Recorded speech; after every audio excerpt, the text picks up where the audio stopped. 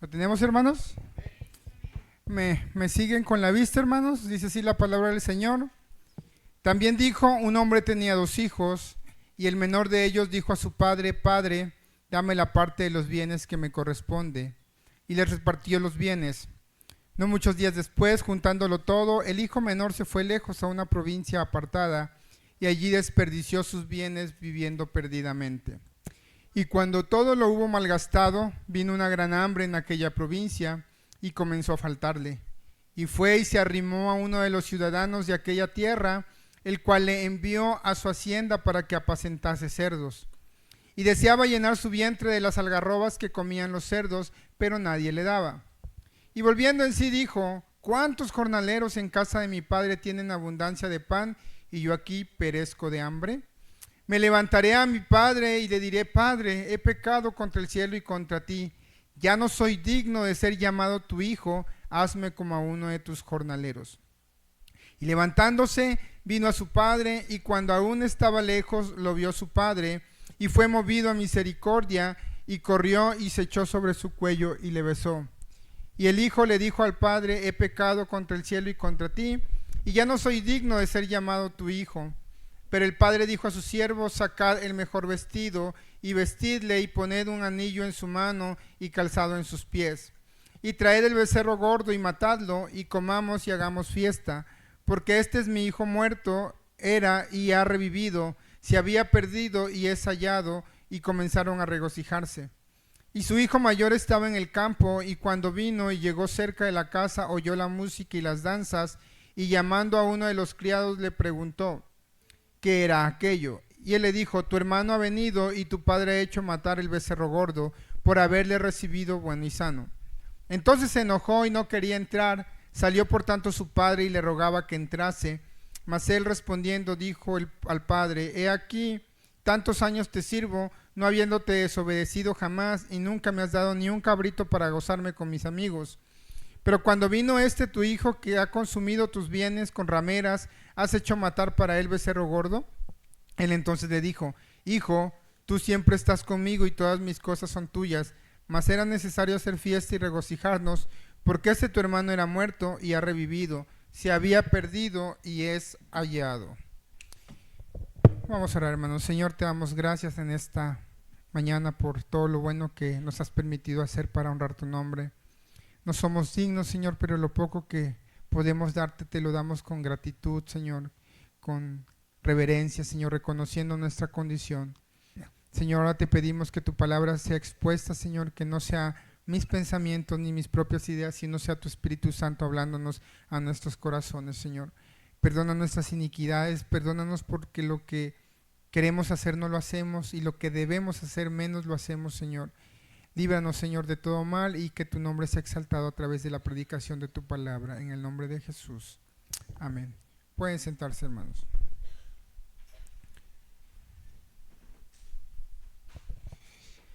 Muy bien, hermanos, la famosa parábola del hijo pródigo. Esta parábola, hermanos, es una de las parábolas más populares tanto en lo religioso como en lo secular, hermanos. Se ha usado incluso hasta en dichos. Es muy común de cuando alguien se va de casa por muchos días o no lo ves en mucho tiempo y regresa y dice: miren, apareció el hijo pródigo, ¿no? Haciendo referencia a esta parábola que Jesús enseña en esta porción de las Escrituras.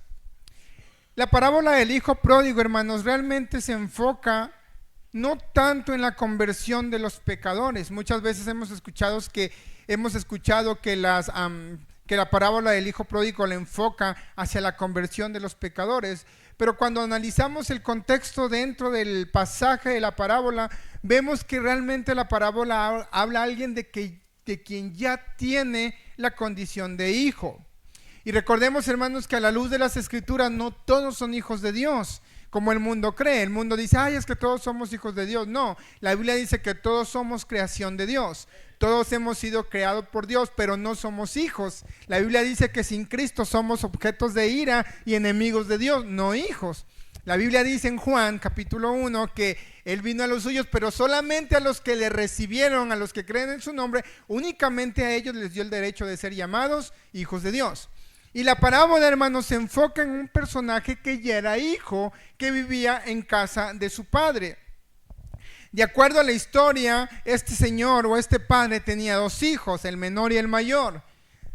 Acorde al contexto, este señor tenía riquezas, tenía bienes, tenía un gran patrimonio, la herencia que le dejaría a los hijos cuando él tuviera que partir de este mundo.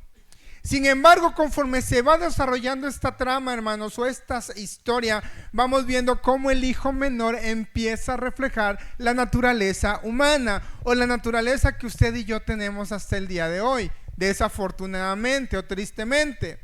Y vemos el hijo menor que está lleno de ambición, de rebeldía, que todavía conservamos muchos de nosotros, pero al mismo tiempo es una historia de esperanza, hermanos, de gracia y de restauración, de perdón y de esperanza por parte del Padre. Vamos a ir viendo esta historia, hermanos, y vamos a ver realmente cómo la gracia del Padre puede ser restauradora a pesar de nuestra rebeldía y nuestra fidelidad. Y ojo, el personaje principal, aunque en apariencia es el hijo menor, porque él es en apariencia el protagonista de la historia, en realidad no, hermanos. El protagonista principal o quien se lleva el crédito es el Padre. En la historia sale a relucir el hijo por todo lo que hace, pero al final el crédito se lo lleva el Padre por lo que pasa al final de la historia. El hijo menor, hermanos, vamos a ver primero entrar como el hijo menor. Es interesante, primeramente hay que tomar el contexto de por qué creo o por qué he llegado a la conclusión de que se enfoca en personas que ya tienen la condición de hijo. Jesús estaba con fariseos. Si usted se va al contexto del capítulo 14, Jesús dice en la Biblia que fue invitado por un gobernante a comer y que ahí estaban los fariseos acechándoles. Recuerden que los fariseos eran enemigos acérrimos de Cristo y buscaban cualquier error para acusarle y llevarlo al tribunal o matarle de ser necesario. Y la escritura dice que después de que termina de comer, un montón de gente empieza a seguirle porque querían escuchar a Jesús. Y ahí iban los fariseos también detrás de él. Y la escritura dice que llegó un momento en que muchos publicanos y pecadores se acercaban a Jesús. Y los fariseos, rasgándose las vestiduras, decían: ¿cómo es posible que este hombre coma con publicanos y pecadores? Los publicanos, hermanos, eran gente despreciable en esa sociedad, en casi todas las culturas de aquel tiempo, porque los publicanos eran recaudadores de impuestos. Ellos se dedicaban a extorsionar al pueblo e incluso se le permitía a los publicanos no solamente cobrar el impuesto que demandaba Roma, sino un extra para que ellos se pudieran enriquecer. Por eso los publicanos vivían muy bien. Y los publicanos eran igual que ahorita todo el mundo desprecia a SAT. Le decimos Satanás, el que nos roba los impuestos, ¿no? Y no es bonito que te quiten impuestos. En aquel tiempo, hermanos, exprimían al pueblo, por eso el pueblo estaba harto de Roma, porque les sacaban todo, y los publicanos vivían vida de reyes a costa del pueblo, y por eso el pueblo no los quería y los veía como algo despreciable. Y la gente pecadora, la que no cumplía con los estándares de la nacionalidad judío, eran gente despreciada por el pueblo judío. Por eso se escandalizaban. Y Jesús les da la parábola de la oveja, les da la parábola de la moneda, pero cuando va a la parábola del hijo pródigo hace énfasis en alguien que ya vivía en casa del Padre. Más adelante vamos a ver cómo nosotros nos podemos ver reflejados en la persona del hijo pródigo. El hijo menor acude a su padre para reclamar lo que le corresponde, su herencia, hermanos. Aunque aquí en la Biblia no da detalles, podemos ver en el contexto 2 detalles en el hijo menor. Primero, que el hijo ya no deseaba estar con su padre más.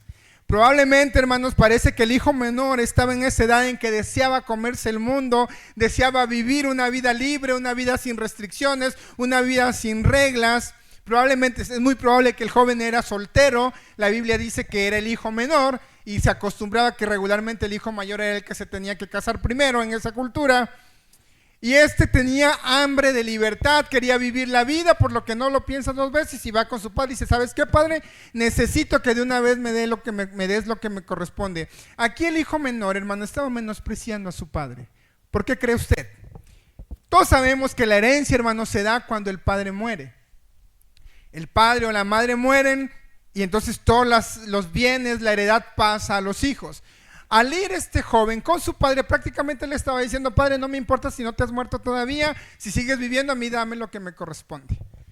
Y prácticamente el hijo menor no quiso esperar a que se llegara el momento de heredar los bienes de su padre a la muerte, sino que en su rebeldía y en su hambre por vivir la vida loca, como dice la chaviza, lo reclama fuera de tiempo, lo adelanta. Segundo, hermano, este personaje refleja una vida llena de ambición y de codicia. Necesitaba todo el dinero posible que le correspondía para tener una vida independiente. ¿Le suena familiar eso? Muchos jóvenes, hermanos, están en la misma situación, que quieren vivir la vida loca, que quieren comerse al mundo, que quieren irse a vivir una vida llena de libertades porque se sienten ahogados en la casa de sus padres, se sienten asfixiados en la casa de sus padres y tontamente, y digo tontamente y por experiencia personal y con conocimiento de causa, tontamente piensa que yéndose de la casa de su padre podrán vivir una vida llena de libertades sin ninguna restricción. Muchas personas creen que al irse lejos de la casa de su padre van a vivir una vida sin preocupaciones, sin restricciones, que les va a ir mucho mejor. No más limitaciones, no más reglas, no más regaños. Probablemente el hijo menor pensaba así, no lo sé, estoy especulando. La Biblia no dice qué pensaba el hijo pródigo, pero si tomamos en cuenta su edad y lo que le pidió a su padre y lo que hizo después, probablemente todas esas ideas pasaron en la cabeza. Miren, hermanos, el ser humano sigue siendo el mismo desde que fue creado, ¿eh? No crea que hemos cambiado. Se ha evolucionado en cuanto a intelecto, en cuanto a conocimiento, en cuanto a avances tecnológicos, todo lo que tenemos, se ha evolucionado el ser humano, pero el pensamiento sigue siendo igual. Rebeldía, pecado, tendencia al mal. La Biblia dice que Dios vio al hombre y vio que su pensamiento era de continuo el mal. Y el hombre sigue siendo exactamente lo mismo, hermano. Seguimos siendo lo mismo.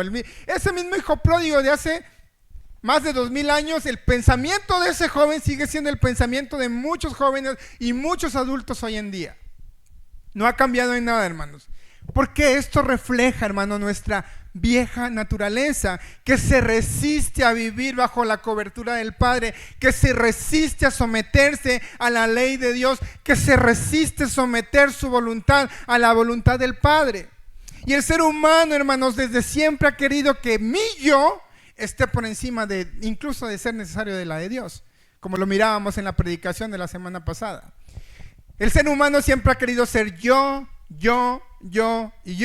Y hoy en esta actualidad, en pleno siglo XXI, es lo que más abunda. Lo que me hace a mí feliz, lo que a mí me llena, lo que a mí me satisface, lo que a mí me hace pleno, lo que a mí me suma, y rechazo todo aquel que me traga infelicidad, lo que me resta y lo que me restrinja de mis libertades. El hijo menor, hermanos, reflejaba perfectamente esa naturaleza del ser humano. El joven, hermanos, decidió pedirle a su padre. No sabemos si meditó, no sabemos si sabía las consecuencias, pero nos refleja un joven lleno de hambre de comerse lo que allá había allá afuera. Probablemente no pensó en las consecuencias que a futuro le iba a traer. Porque como seres humanos, hermanos, a veces tomamos decisiones a la ligera y no nos tomamos el tiempo de meditar. ¿Valdrá la pena? ¿Valdrá la pena lo que estoy sacrificando? ¿Valdrá la pena irme de la casa de mi padre? Y no solamente hablo de los padres humanos, sino hablo también de la gracia del Padre. Tristemente, hermanos, muchos jóvenes que habían aquí ya no están. Matrimonios que habían aquí ya no están. Se fueron lejos de la casa del Padre. Y no estoy hablando de que porque se hayan ido de agua viva en ese sentido, sino que abandonaron la iglesia. O sea, no es decir, se cambiaron de una iglesia a otra, sino que se alejaron totalmente de la casa del Padre.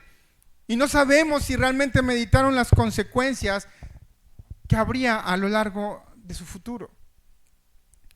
Y muchos creyentes, hermanos, no lo pensamos. Miren, nos enfrascamos en nuestros problemas. Yo todavía no entiendo, hermanos. Y es entendible que cuando vienen los problemas, que cuando vienen las circunstancias duras, que cuando nos azote duramente y queramos tirar la toalla. Es entendible hasta ese punto. Todos hemos pasado por ahí, como le dicen por ahí, el famoso desierto espiritual, ¿no? Cuando no sentimos la presencia de Dios, cuando sentimos que parece que el mundo se nos viene encima. Pero tristemente muchos cristianos, lejos de acercarnos más a la casa del Padre, decidimos abandonarla. Decidimos irnos pensando que nuestros problemas van a mejorar, pensando que vamos a estar libres de toda obligación. Ya no tengo que ir a la iglesia, a lo mejor si dejo de ir a la iglesia, si dejo de orar, mis problemas van a mejorar. Probablemente esto pensaba el joven que se fue de la casa de su padre. Si era una cultura judía, hermanos, sabemos cómo era la cultura judía en aquellos tiempos. Los hijos estaban bajo la cobertura de su padre, tenían que estudiar la ley de Dios, tenían que cumplir con muchos requisitos conforme a la religión judía. Y muy probablemente ese joven se hartó y pensando que yéndose de la casa de su padre, por fin, no más obligaciones, mis problemas van a mejorar, ya no tengo que estar escuchando el sermón de mi papá, el regaño de mi papá que siempre me dice que tengo que hacer esto, lo otro, estoy harto, me voy. Pero eso sí, dame lo que me corresponde. Y todos, hermanos, tenemos esa parte. Este joven quería seguir los sueños de su corazón, típico en cualquier joven, hermano, todos hemos sido jóvenes. Pero incluso como adultos tenemos sueños y deseos en nuestro corazón. Y el problema no está en tener sueños y anhelos y deseos en nuestro corazón. El problema es si esos sueños se alinean a la voluntad de Dios. Fíjese lo que dice Jeremías 17:9, hermanos. Vayamos a Jeremías 17:9. Es un texto muy conocido, pero que no está de más que lo recordemos. Jeremías 17:9. ¿Lo tenemos, hermanos? Dice, engañoso es el corazón más que todas las cosas y perverso. ¿Quién lo conocerá? No está mal tener sueños, no está mal querer salir a conocer el mundo en el sentido humano de la palabra, no en el sentido espiritual. No vayan a decir, el hermano me invitó a que me vaya al mundo. No, hermanos, hablo del mundo, del globo terráqueo. No está mal querer viajar, no está mal querer hacer cosas, pero el problema, hermano, es cuando esos deseos, esos sueños se desalinean de la voluntad del Padre. Y nos hace irnos de la casa del Padre. Y no importa que sigas viniendo a la iglesia, hermanos. Muchas personas están aquí, pero su corazón ya no está aquí. Su corazón ya se fue lejos, ya se fue a una provincia lejana, ya anda ya en el mundial, como dicen por ahí. Este joven, hermanos, no pensó en las consecuencias que le iba a traer más adelante al irse de la casa de su padre. Quería a lo mejor tener riquezas, no sabemos, hermanos, hay muchos detalles que podríamos especular, pero no sabemos. Pero es muy común en el ser humano que tenga codicia y que tenga ambiciones de riquezas, de éxito, y no está mal tener éxito y tener riquezas, hermano, no es pecado. No hay un texto bíblico que me diga que es pecado que seamos ricos y que tengamos éxito. Pero la Biblia dice claramente en Mateo, me parece que Mateo 16:26, es que ¿de qué le vale al hombre ganarse el mundo entero y perder su alma? Hermanos, el que usted trabaje, el que usted tenga una buena casa, no está mal. Pero ¿qué hay detrás de esas intenciones? ¿Qué hay detrás de esos deseos, de esas intenciones de su corazón? ¿Por qué yo quiero ser rico? ¿Por qué yo quiero tener éxito? Para que todos me vean, para que me vean acá bajándome de mi limusina y vean, ahí viene el licenciado González. Atención, hermanos. Muchos tenemos este tipo de sueños, hermanos, pero desafortunadamente muchas cosas que esos sueños nos demanda significa sacrificar la comunión con nuestro Padre. Significa abandonar muchas veces la casa del Padre. Y tristemente muchos creyentes hacen lo que el hijo pródigo, desechan el consejo del Padre por irse a una provincia lejana en sentido espiritual. Versículo 13 dice que el hijo toma sus cosas, lo junta todo y se fue lejos a una provincia apartada y allí desperdició sus bienes viviendo perdidamente. Tanto era su hambre de este joven, tanto era su anhelo de vivir lejos, de vivir sin restricciones. Dice la Biblia que se fue a una provincia apartada, se fue lo más lejos que podría estar de su padre. Y es posible, hermanos, que el corazón de este muchacho ya haya viajado a esa provincia desde mucho antes. Es lo que pasa, hermanos, cuando nosotros nos empezamos a apartar de la casa del Padre. Probablemente físicamente estamos aquí, pero nuestro corazón ya se fue desde mucho antes. Y cuando una persona se va de la casa del Padre, ya es el tiro de gracia. Ya dejó de venir una persona a la congregación, porque ya no estaba aquí desde hace mucho. Ya eso fue como ¿cómo dice? La cereza del pastel. Cuando ya dejó de venir, él ya había dejado de estar en la casa del Padre meses atrás. Ya no tenía comunión con su Padre, ya no oraba, ya no leía las Escrituras, participaba probablemente, pero ya no estaba aquí. En la secta de los Testigos de Jehová hay un movimiento ahorita muy fuerte que le llaman los famosos PIMOS. Los PIMOS es una abreviación en inglés que significa physically in, mentally out. Significa que ellos están físicamente adentro de la religión, adentro de la secta, pero mentalmente ya ni creen en nada de lo que ahí enseñan, ni nada. Pero no se pueden salir porque, bueno, ahí hay consecuencias más duras. Salirse de los testigos de Jehová es peor que salir del narco, hermanos. Cortamiento social total. Por eso ellos fingen estar, pero ya no están. Por eso les llaman pimos. Y eso también pasa muchas veces en las iglesias cristianas. Ya están aquí, pero ya su corazón está en otro lado, ya su corazón está en esa provincia deseada, en esa provincia lejana, y ya cuando dejan de venir, ya habían juntado todas sus cosas y habían decidido irse de la casa del Padre muchísimo tiempo atrás. Una vida sin control, es lo que muchos deseamos, una vida sin reglas. Imagínense, hermanos, si no existiera el pecado, si no hubiera pecado, que todo fuera válido, ¿hasta dónde seríamos capaces de llegar nosotros? Imagínense donde alguien me pudiera gritar y yo pudiera sacar una pistola y balacearlo sin que hubiera consecuencias. Uy, para muchos eso sería magnífico. O acostarme con todas las mujeres u hombres del mundo habidos y por haber sin ninguna consecuencia. Eso sería para muchos maravilloso, el sueño deseado de muchos. No más reglas, no más control. Porque pensamos, hermanos, que en la casa del Padre es eso, son reglas. Reglas absurdas para muchos que nos tienen oprimidos y reprimidos. Lo que no saben es que nos están librando de una catástrofe espantosa. Y ahorita vamos a ir viendo más para... Pronto esa vida loca, ese sueño realizado por el joven menor, hermano, se le convertiría en una pesadilla. Al pensar que yéndose de la casa del Padre tendría una vida plena, una vida soñada, libertad, libre de reglas, de religión, pronto ese sueño se convertiría en una espantosa pesadilla. Ahora vamos a ver la actitud del padre para con su hijo menor. Y esto, hermano, me llamaba mucho la atención. Y yo batallé mucho para poder entender y todavía estoy como indeciso si realmente le estoy dando la correcta interpretación a este pasaje. Pero aún así, hermanos, la actitud del padre hacia la decisión del hijo menor me llama mucho la atención. Aunque la escritura no da detalle, la Biblia no dice en ningún lado que el padre se opuso a que su hijo se fuera de su casa. No sé si lo ha notado alguna vez que lo ha leído. La escritura dice que el padre le dio que el hijo le pedía. Si es probablemente, ¿verdad? Y yéndonos al contexto social de una familia, es muy probable que el papá haya intentado disuadir a su hijo que no se fuera. Es probable que el padre le haya dicho, hijo, no te vayas, aquí estás bien, allá afuera no te va a ir mal, como cualquier padre lo haría. Yo supongo que cualquier buen padre, al ver que su hijo está en rebeldía y se quiere ir, le va a dar consejos, le va a decir, hijo, no te vayas, allá afuera la calle está caliente, te puede pasar algo, aquí estás bien. Pero este joven, como muchos de nosotros, en una actitud obstinada y rebelde, no, a mí me vale lo que tú digas. Mira, tú ya viviste, déjame vivir mi vida a mí, déjame volar con mis propias alas, dirían algunos por ahí. Y este joven no hizo caso, pero el padre no lo quiso detener.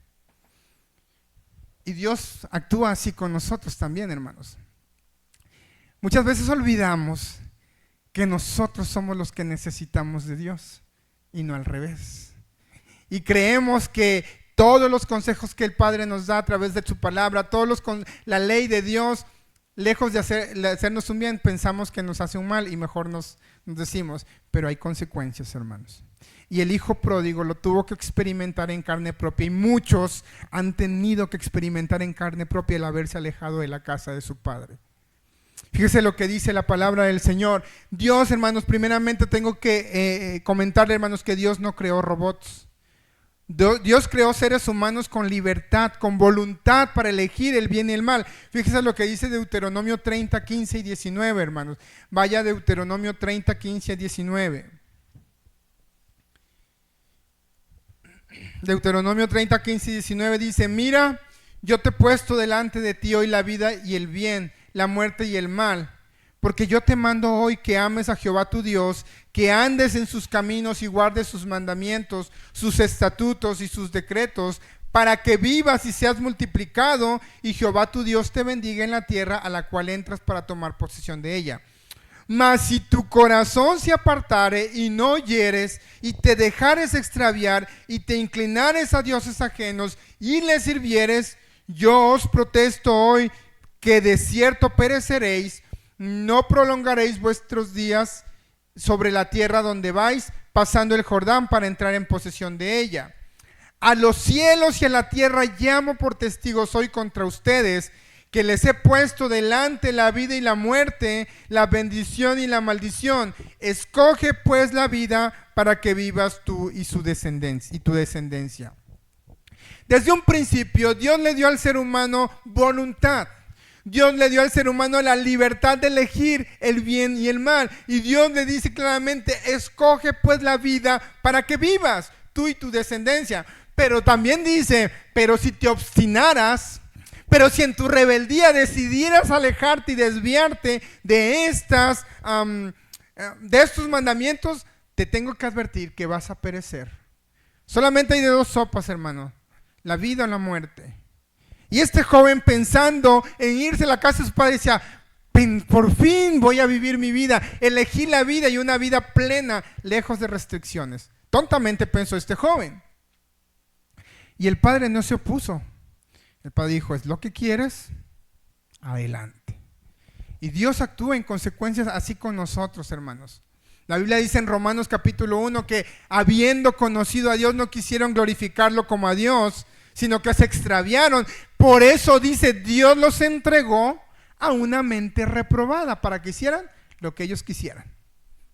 Y mire, Dios como Padre, todos los días a través de su palabra, a través de la predicación, a través de cántico, nos está recordando su gracia y su misericordia bajo su cobertura, y nos recuerda que en el mundo no hay nada bueno y que en el mundo solamente vamos a encontrar problemas, muerte, enfermedades, situaciones que nos van a llevar a una muerte sin retorno.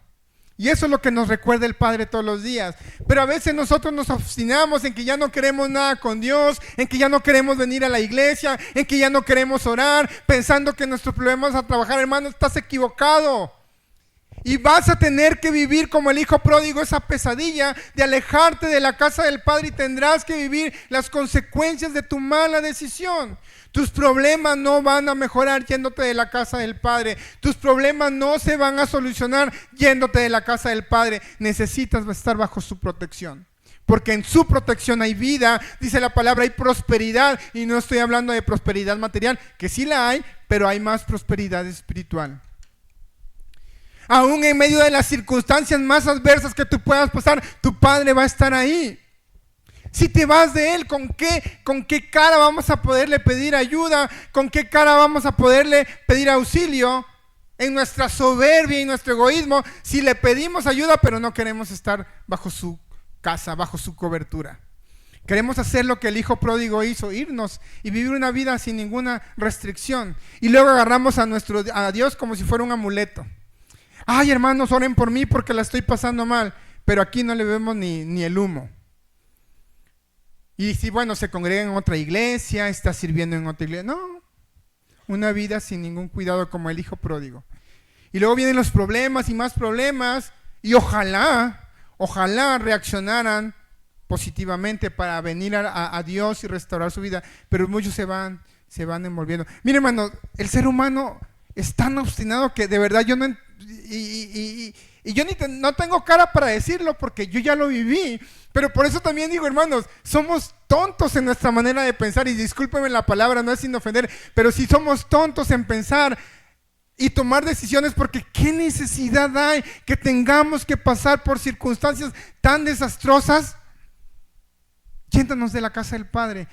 ¿Qué necesidad hay que experimentar y tener que morder el polvo para decir, estaba equivocado, realmente necesito a Dios, necesito a mi Padre?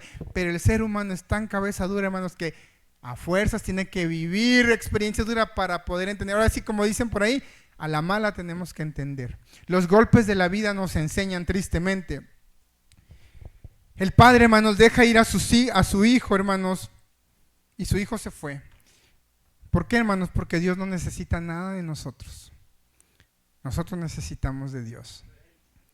Les comentaba en la predicación pasada, hermano, en Juan 6:60, muchos discípulos escuchaban a Jesús, y cuando Jesús empezó a predicar, la escritura dice, hermanos, que esta palabra se les hizo tan dura. Fíjese, Juan 6:60 dice lo siguiente: al oírlas muchos de sus discípulos dijeron, dura es esta palabra, ¿quién la puede oír?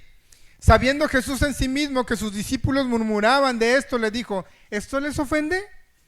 Pues qué, si vierais al Hijo del Hombre subir a donde estaba primero. Versículo 66. Desde entonces muchos de sus discípulos volvieron atrás y ya no andaban con él. Pero aquí la escritura no dice que Jesús se entristeció, que Jesús se preocupó porque lo que dejaron de seguir. Es más, Jesús invita a sus 12 discípulos a que se vayan también. Fíjese lo que dice el versículo 67. Fíjese, Jesús le dice a sus discípulos: ¿quieren irse ustedes también? Adelante, ¿quieren irse? Adelante. Locamente, hermanos, pensamos que si nos vamos no nos pasará nada y que además Dios nos necesita y que Dios nos tiene que bendecir y que Dios nos tiene que dar todo porque somos sus hijos. Pues no, hermanos, Dios no está obligado a darnos nada. Sí somos sus hijos, pero cuando nosotros, hermanos, le rechazamos, cuando nosotros nos obstinamos en hacer nuestra voluntad, tenemos que sufrir las consecuencias. Fíjese lo que dice Oseas, hermanos, 4, 6 y 7. Vaya a Oseas capítulo 4, versículos 6 al 7. Y aquí Dios da una advertencia, aunque es dirigida a los sacerdotes. Esa palabra aplica también para la iglesia, para los que estamos en la casa del Padre. Fíjese lo que dice Oseas 4, 6, 7. Mi pueblo fue destruido porque le faltó conocimiento. Y ojo aquí, dice: por cuanto desechaste el conocimiento, yo te echaré del sacerdocio, y porque olvidaste la ley tu Dios, también yo me olvidaré de tus hijos. Conforme a su grandeza, así pecaron contra mí, también yo cambiaré su honra en afrenta.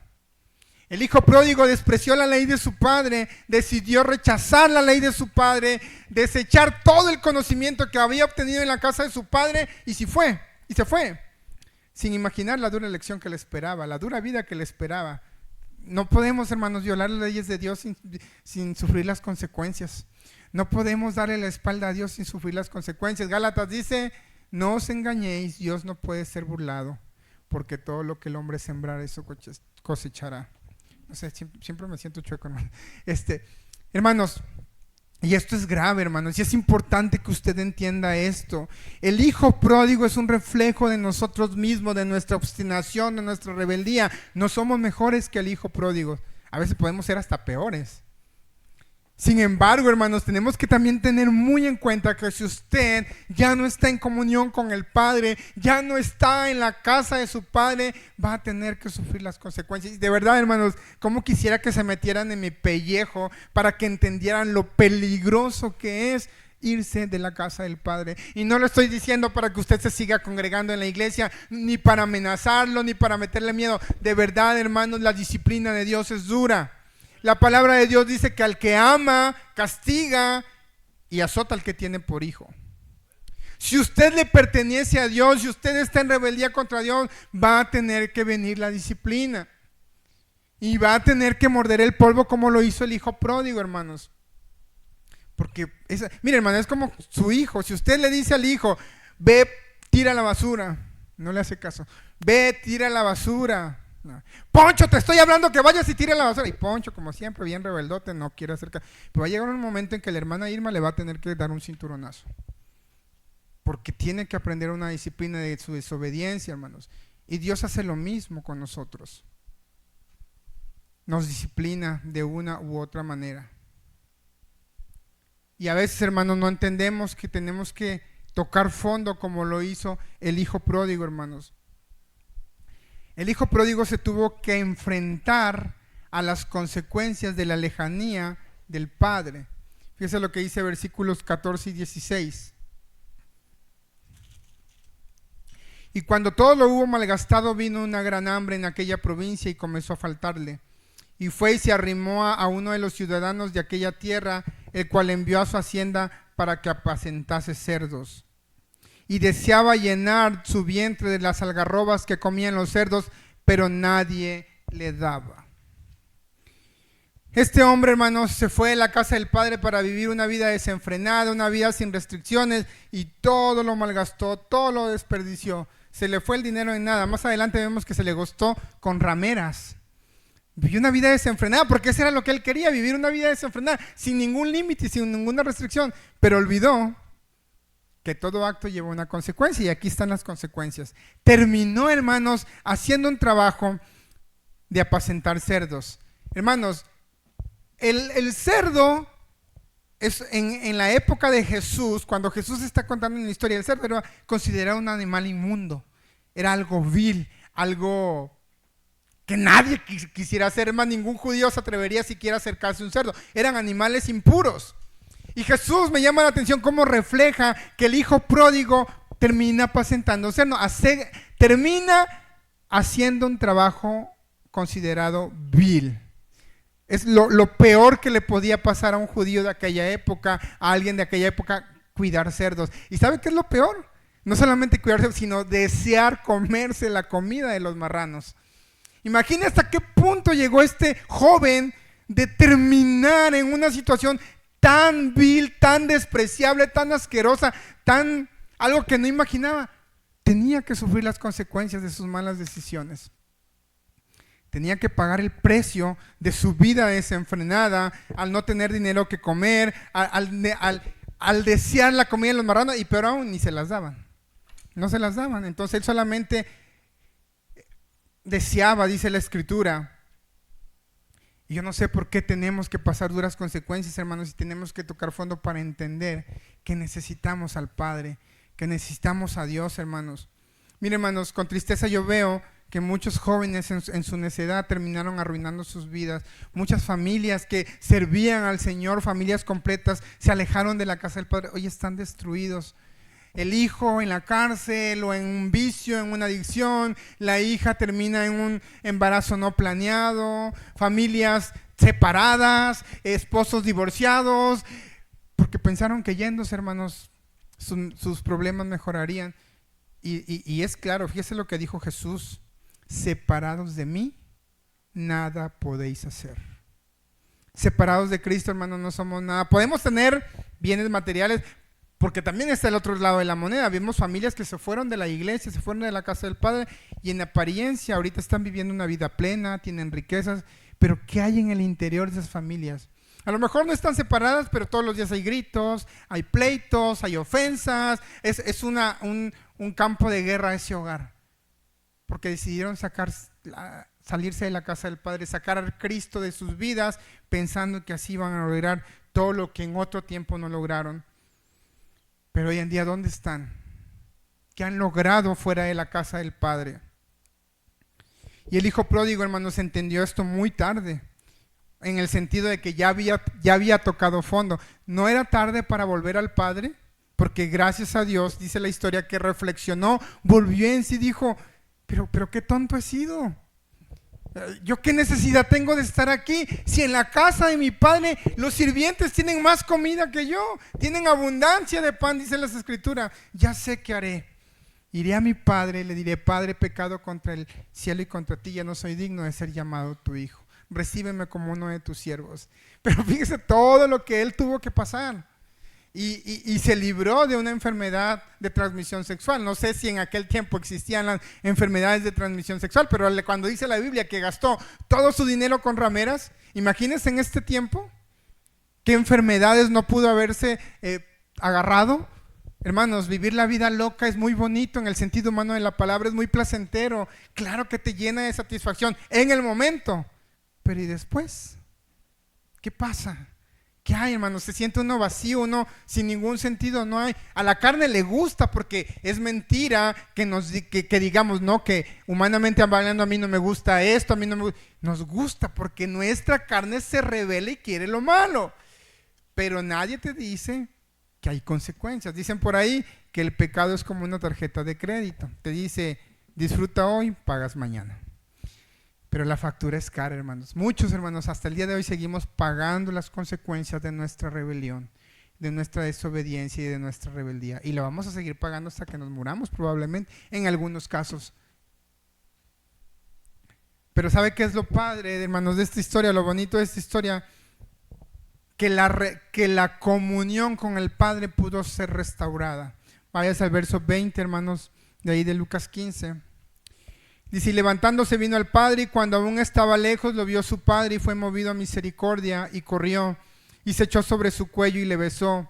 Y el hijo le dijo al padre, he pecado contra el cielo y contra ti.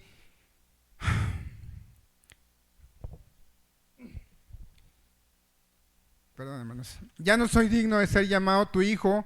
Pero el padre dijo a sus siervos, sacad el mejor vestido y vestidle, y ponedle un anillo a su mano y calzado de sus pies, y traed el becerro gordo y matadlo, y comamos y hagamos fiesta, porque este mi hijo muerto era y ha revivido, se había perdido y es hallado, y comenzaron a regocijarse.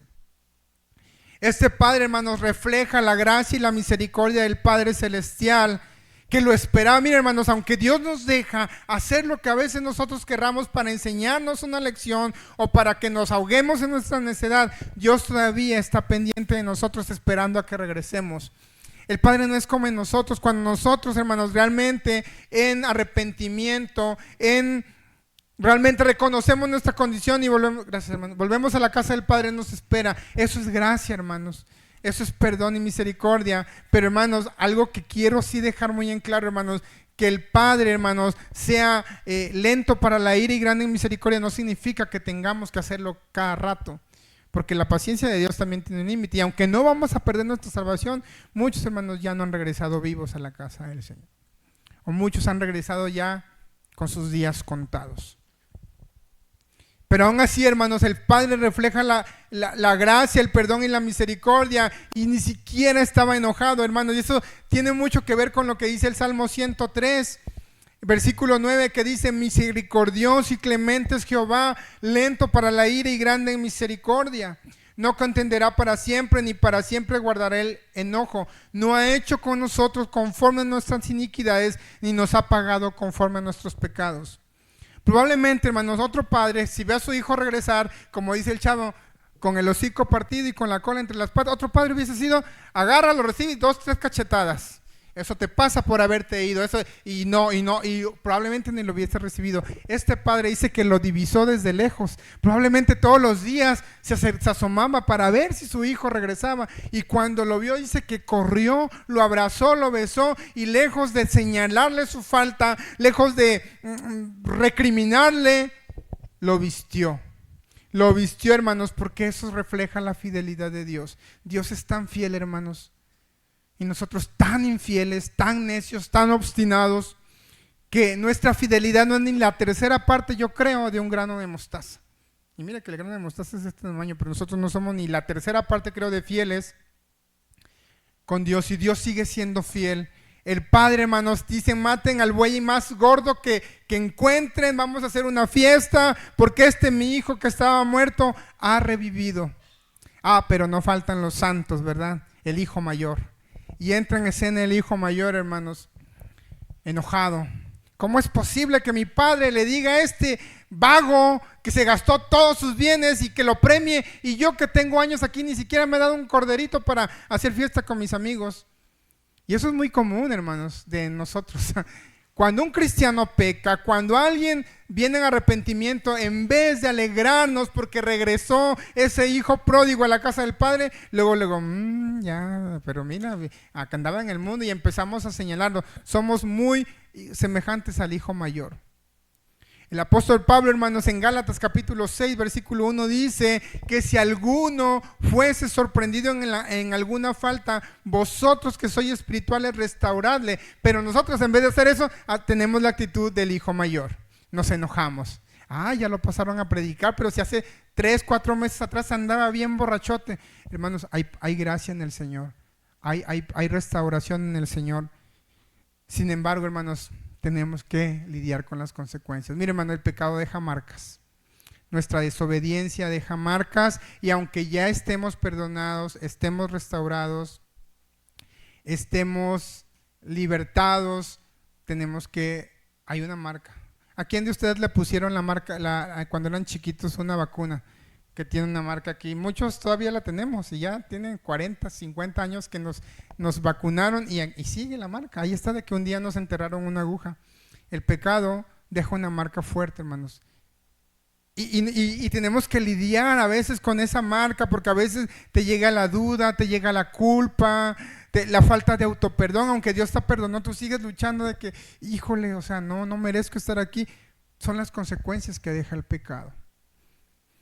Y lo tuvo que entender malamente el hijo pródigo. Y la historia termina donde el padre habla con el hijo mayor y le dice: hijo, es necesario que hagamos fiestas. Tu hermano ha revivido. Era muerto y ha revivido, se había perdido y fue hallado. Y hermanos, esta parábola, hermanos, habla de alguien que ya tenía su condición de hijo, que ya estaba en la casa del padre. No era un extranjero, no era un siervo, era un hijo. Y no perdió su condición de hijo, hermanos. El hijo se fue, se apartó y no perdió su condición de hijo. Esto me confirma también de que la salvación no la perdemos por la gracia y misericordia de Dios. Cuando nos apartamos, hermanos, si bien no perdemos nuestra salvación, pero tenemos que vivir consecuencias como las que vivió este joven. Y terminamos comiendo las algarrobas de los marranos y durmiendo con cerdos. Porque no queremos entender, hermanos, cuánto necesitamos a Dios. Y a lo mejor, hermanos, no pretendo, hermanos, que volemos entre nubes, ¿verdad? Y que tengamos una aureola de santidad en la cabeza, porque eso no lo podremos lograr hasta que estemos en la presencia del Señor. Pero me queda muy claro algo, hermanos. Dicen por ahí que no es un texto bíblico, pero me gusta esa frase. Dice que es inevitable que las ovejas se manchen con lodo, pero solamente a los cerdos les gusta vivir en él. Entonces los hijos de Dios, hermanos, es imposible que no fallemos, que no pequemos contra Dios todos los días. Pero sí es muy complicado que un hijo de Dios se deleite viviendo en desobediencia y en rebeldía, en obstinación. Es muy difícil. Y no digo que no, todos tenemos luchas. Por eso nuestra oración tiene que decir: Señor, no pida que lo libre del peligro, que lo libre de allá. No, nuestra principal oración tiene que ser: líbrame de mis propios deseos. Oh, qué duro, hermanos, es luchar con nuestros propios deseos, nuestras propias pasiones, nuestros propios deleites, porque la carne no se quiere someter. Pero hoy, hermanos, en conclusión, hermanos, todos creo que tenemos parte del hijo pródigo, hermanos. Y muchos están viviendo la vida del hijo pródigo, están aquí, pero ya se fueron de la casa del Padre desde hace mucho tiempo. Pero hoy es el día, hermanos, en que tú vengas a restaurar tu comunión con Dios. Si tú ya dejaste tu comunión con el Padre, si tú ya no estás en la casa del Padre, hoy es el día en que te pongas a cuentas con el Señor. Así como el hijo pródigo, hoy es el día en que vuelvas en sí y digas: Padre, he pecado contra el cielo y contra ti. No soy digno que me llames tu hijo, pero aquí estoy. Acéptame nuevamente como uno de tus siervos. Y, hermanos, Dios está presto para perdonar cuando nuestro arrepentimiento es genuino, como lo fue del hijo pródigo. Fue tal su arrepentimiento que él ya no le importaba que le seguir ostentando el título de hijo. Él ya se conformaba con ser un sirviente. Reconoció su error, reconoció su condición, y hoy es día de conocer nuestra condición. Puestos sobre nuestros pies, hermanos, vamos a orar y vamos a pedirle al Señor que restaure nuestra comunión. Si nosotros hemos fallado, si nos hemos ido de la casa del Padre, hoy es día de hacer restaurar esa comunión con nuestro Dios. Pastor, vamos a orar, hermanos, y el altar está abierto. Si usted quiere pasar al altar y decir: Señor, perdóname porque me he ido de tu casa muchas veces. Físicamente estoy aquí, pero mi corazón ya está muy lejos, en aquella provincia. Vamos a inclinar nuestros rostros, hermanos, vamos a cerrar nuestros ojos y oremos, hermanos. Padre, gracias te damos, Señor, por esta tarde, Señor. Gracias te damos por tu palabra. Tu palabra, Señor, nunca vuelve vacía. Y te damos gracias porque nosotros éramos como ese hijo pródigo. Vivíamos perdidamente en el pecado. Vivíamos lejos de la ciudadanía de Dios. Sin embargo, Cristo vino y murió por nosotros. Fuimos aceptos en el amado por Cristo. fuimos perdonados, fuimos rescatados de nuestra mala manera de vivir. Fuimos perdonados. Y dice tu palabra que ahora podemos acercarnos a Dios confiadamente. Gracias, Señor, te damos porque Cristo hizo posible lo imposible. Porque la religión, las normas externas, la ley no puede salvar al pecador. Estábamos condenados, Señor, bajo el fuego eterno.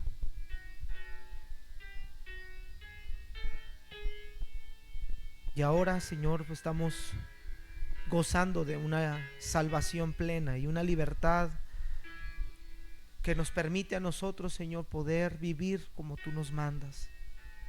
Ahora podemos gozar de una comunión con el Padre. Ahora podemos tener la esperanza y esas promesas de que un día estaremos con el Señor para toda la eternidad. Gracias porque aun cuando nos hemos desviado, aun cuando nos hemos apartado, tú nos has vuelto a tu camino otra vez. Tú eres ese buen pastor que da no solo su vida por las ovejas, sino que sale en busca de la perniquebrada, la herida, y la vuelves a regresar con amor al redil. Gracias porque muchos de nosotros éramos ovejas perdidas, pero ahora hemos sido hallados por Cristo. Gracias por tu gran amor, Señor, porque hay gozo en el cielo cuando un pecador se arrepiente. Ayúdanos a valorar ese precioso acto de amor por nosotros, a mantenernos cerca de ti, en oración, en tu palabra, en obediencia a tu misma palabra, Señor, sirviéndote, sabiendo que solo tú, Señor, mereces ese honor, esa honra y esa gloria. Bendice, alma mía, todo mi ser, bendiga a nuestro ser tu santo nombre, y que nuestras vidas, Señor, sean para honrarte y glorificarte por toda la eternidad. Gracias, Señor, por todo. En Cristo Jesús. Amén. Vamos a tomar